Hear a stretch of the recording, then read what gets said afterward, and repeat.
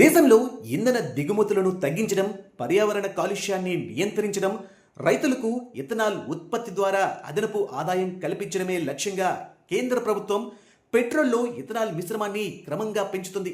ఈ క్రమంలో ప్రస్తుతం E20 పెట్రోల్ అంటే 20% ఇథనాల్, 80% పెట్రోల్ కలిపిన ఇంధనాన్ని దేశవ్యాప్తంగా అందుబాటులోకి తీసుకువచ్చారు.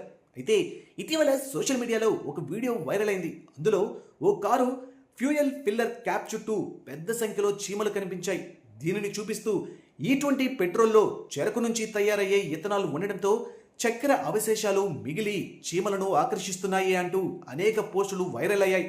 కొందరు తమ వాహనాల్లో కూడా ఇదే సమస్య ఎదురైందంటూ వీడియోలు, ఫోటోలు షేర్ చేయడంతో ఈ ప్రచారం మరింత వేగంగా విస్తరించింది.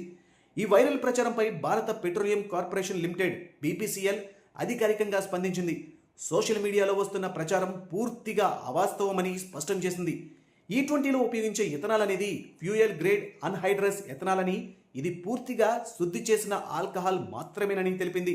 ఇందులో చక్కెర, బెల్లం, మొలాసిస్ లేదా చెరుకు రసం వంటి ఎలాంటి తీపి పదార్థాలు ఉండవని వెల్లడించింది. BPCL తెలిపిన వివరాల ప్రకారం ఇథనాల్ తయారీ ప్రక్రియలో పులియబెట్టిన ద్రావణాన్ని అనేక దశల్లో డిస్టిలేషన్ చేసి చివరిగా పూర్తిగా నీరు తొలగించి 99% పైగా స్వచ్ఛత కలిగిన ఇంధన గ్రేడ్ ఇథనాల్ను తయారు చేస్తారు.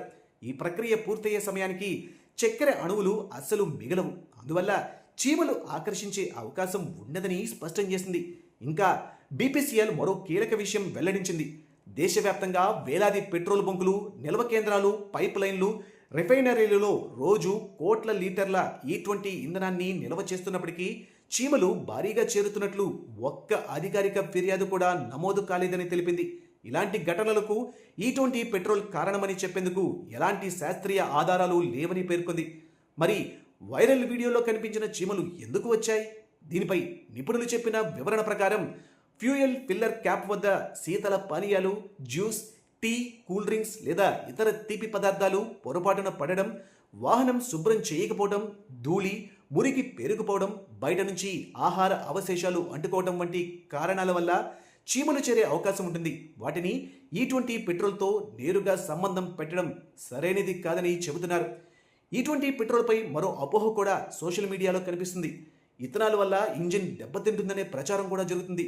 అయితే 2023 తర్వాత తయారైన చాలా కార్లు, బైకులు E20 ఇంధనానికి అనుకూలంగానే తయారవుతున్నాయని ఆటోమొబైల్ కంపెనీలు ఇప్పటికే ప్రకటించాయి.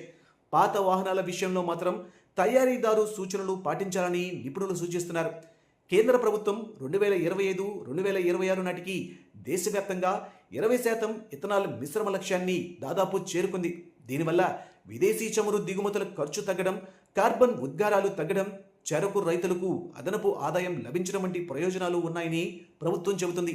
అందువల్ల సోషల్ మీడియాలో వైరల్ అవుతున్న వీడియోలను చూసి ఆందోళన చెందాల్సిన అవసరం లేదని BPCL స్పష్టం చేసింది.